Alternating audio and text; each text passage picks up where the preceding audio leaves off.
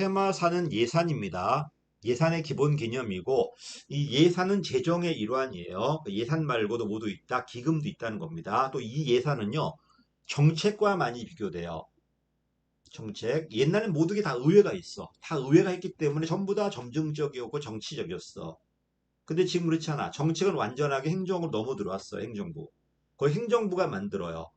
행정부가 만든 정책을 의회가 통제하는 방법은 두 가지가 있어. 하나는 법률이야. 두 번째는 예산이에요.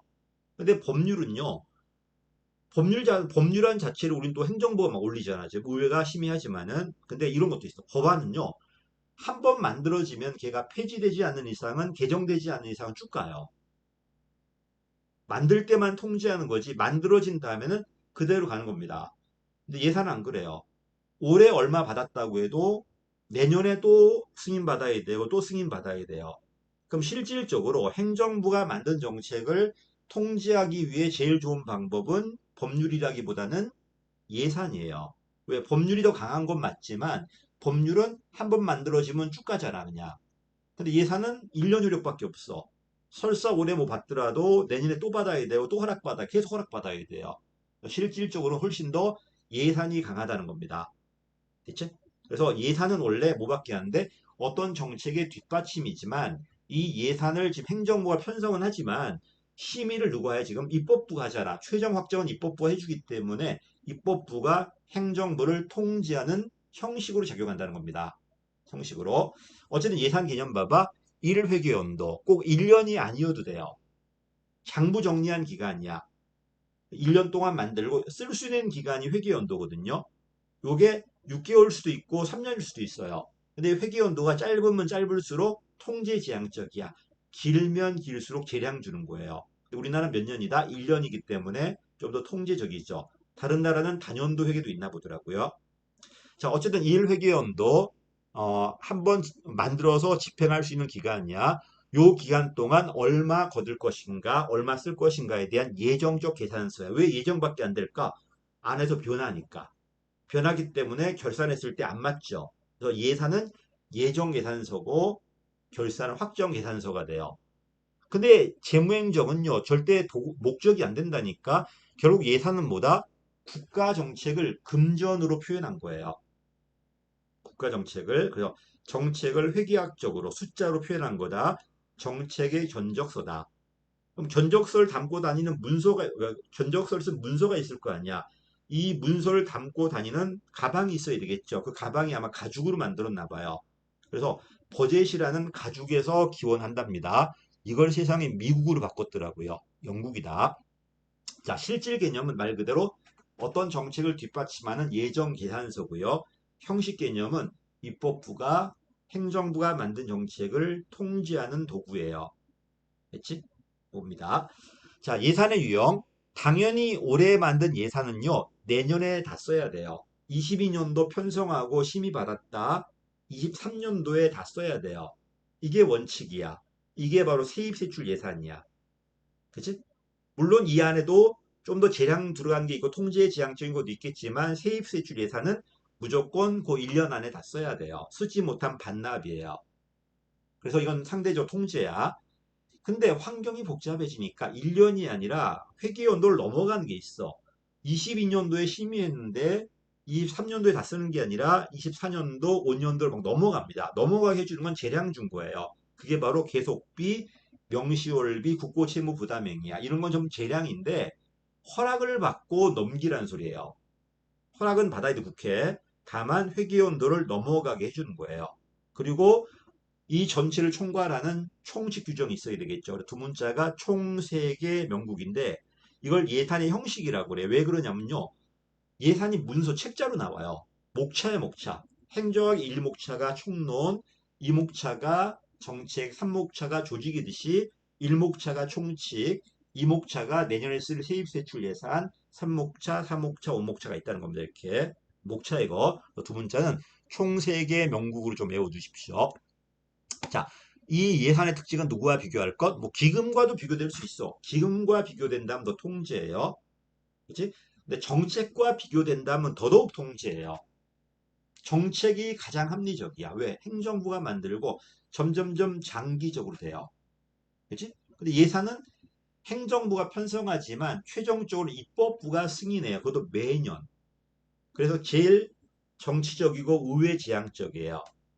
그래서 예산은 기본적으로 정책이나 사업에 대한 뒷받침밖에 안 된다.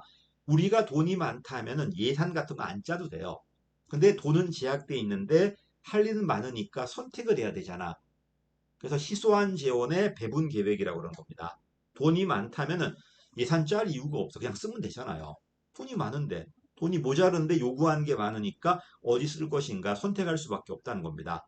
그리고 누가 한다고 맨 마지막에 예산은 아직까지 편성은 행정부가 하지만 심의가 확정된 거잖아, 지금. 심의를 의회가 한 거기 때문에 가장 정치적이고 가장 현실적이야, 돈.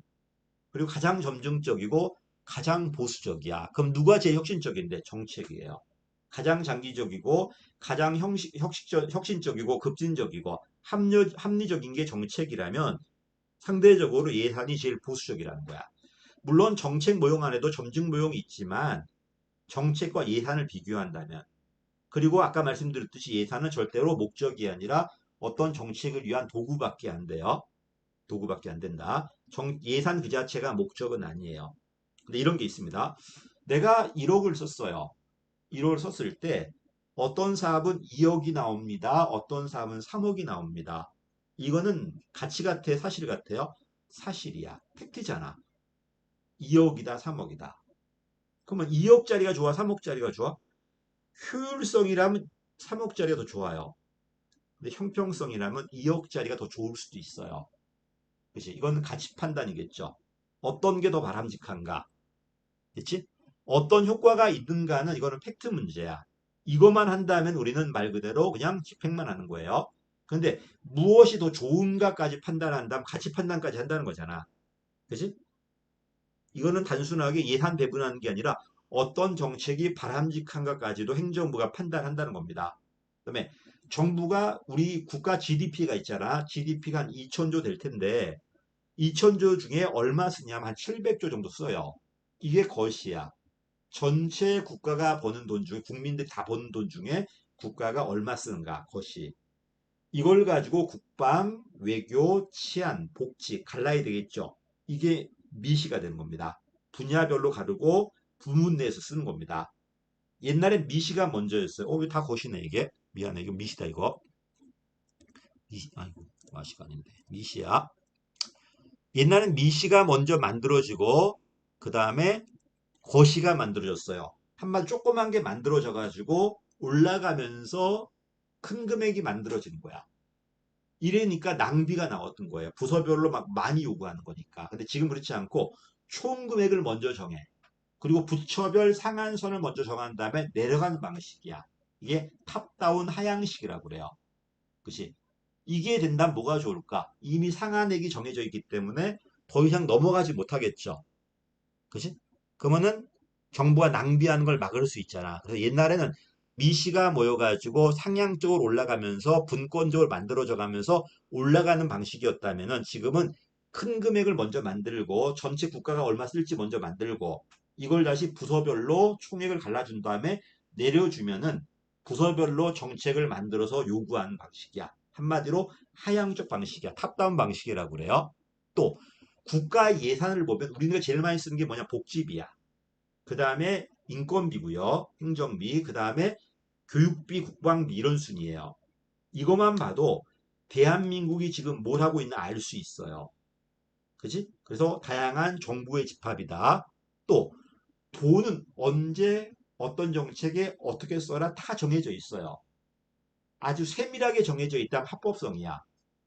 그리고 좀 총액으로 준다면 능률성이나 효과성 같은 성과를 내놔야 돼요. 한마디로 여러분 행동을 평가하는 기준 될 수 있다는 겁니다.